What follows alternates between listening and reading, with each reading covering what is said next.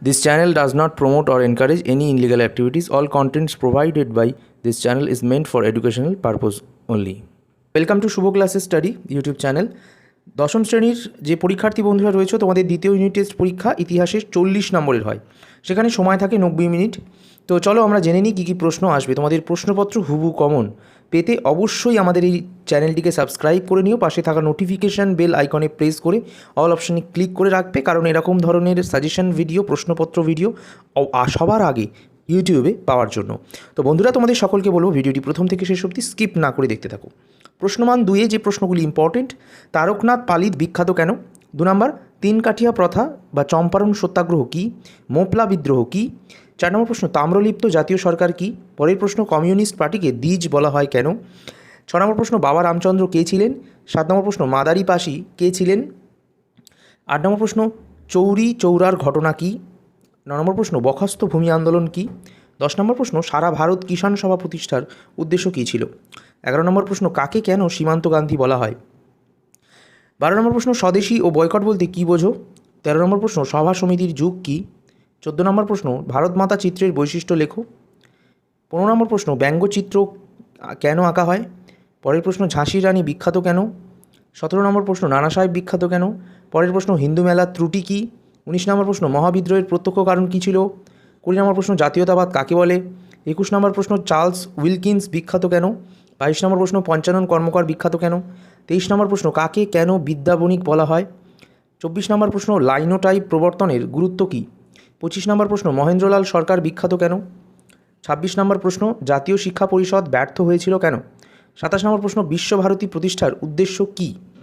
এবার আমরা 4 নম্বরের ইতিহাসে যে প্রশ্নগুলি আসবে দেখে নিই। 1 নম্বর, বঙ্গভঙ্গ বিরোধী আন্দোলনে কৃষকরা যোগ দেয়নি কেন? 2 নম্বর প্রশ্ন, অসহযোগ বা আইন অমান্য বা ভারত ছাড়ো আন্দোলনে কৃষকদের ভূমিকা। এই 3টি আন্দোলন পড়বে কৃষকদের ভূমিকা: স্বদেশী, অসহযোগ, আইন অমান্য, এই 3টি, এবং তার সাথে সাথে ভারত ছাড়ো আন্দোলনের শ্রমিকদের ভূমিকাটাও পড়ে নেবে। 4 নম্বর প্রশ্ন, একা আন্দোলন ও বারদৌলি সত্যাগ্রহ সম্পর্কে লেখো। 5 নম্বর প্রশ্ন, টিকা লেখো মিরাট ষড়যন্ত্র মামলা। 6 নম্বর প্রশ্ন, মহাবিদ্রোহকে শিক্ষিত বাঙালিরা সমর্থন করেনি কেন? 7 নম্বর প্রশ্ন, মহারানী ঘোষণাপত্রের গুরুত্ব আলোচনা করো। 8 নম্বর প্রশ্ন, টিকা লেখো বঙ্গভাষা প্রকাশিকা সভা, জমিদার সভা, হিন্দু মেলা, ভারত সভা। 9 নম্বর প্রশ্ন, জাতীয়তাবাদের বিকাশে ভারতমাতা চিত্রের ভূমিকা লেখো।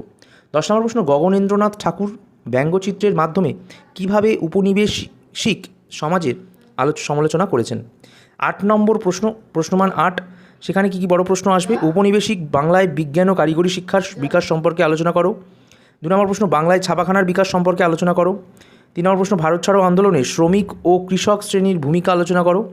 4 নম্বর প্রশ্ন, বঙ্গভঙ্গ বিরোধী আন্দোলনে কৃষক ও শ্রমিক শ্রেণীর ভূমিকা আলোচনা করো। 5 নম্বর প্রশ্ন, ভারতে উপনিবেশ বিরোধী আন্দোলনে বামপন্থীদের ভূমিকা সংক্ষেপে আলোচনা করো।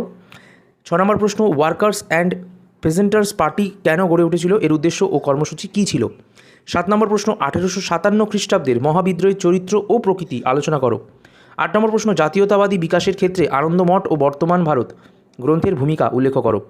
9 নম্বর প্রশ্ন, জাতীয়তাবাদের বিকাশে চিত্রশিল্পী গগনেন্দ্রনাথ ঠাকুর ও অবনীন্দ্রনাথ ঠাকুরের অবদান লেখো।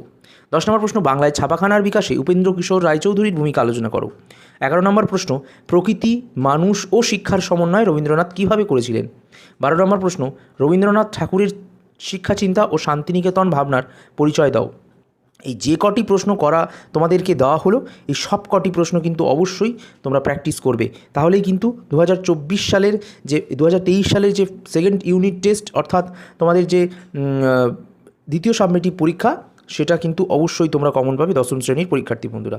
আর ভিডিওটি ভালো লাগলে একটি লাইক করে দিও এবং সাবস্ক্রাইব করে এই ভিডিওটিকে বন্ধুদের মধ্যে শেয়ার করে দিও যারা দ্বিতীয় সাবমিটিভ পরীক্ষা দেবে।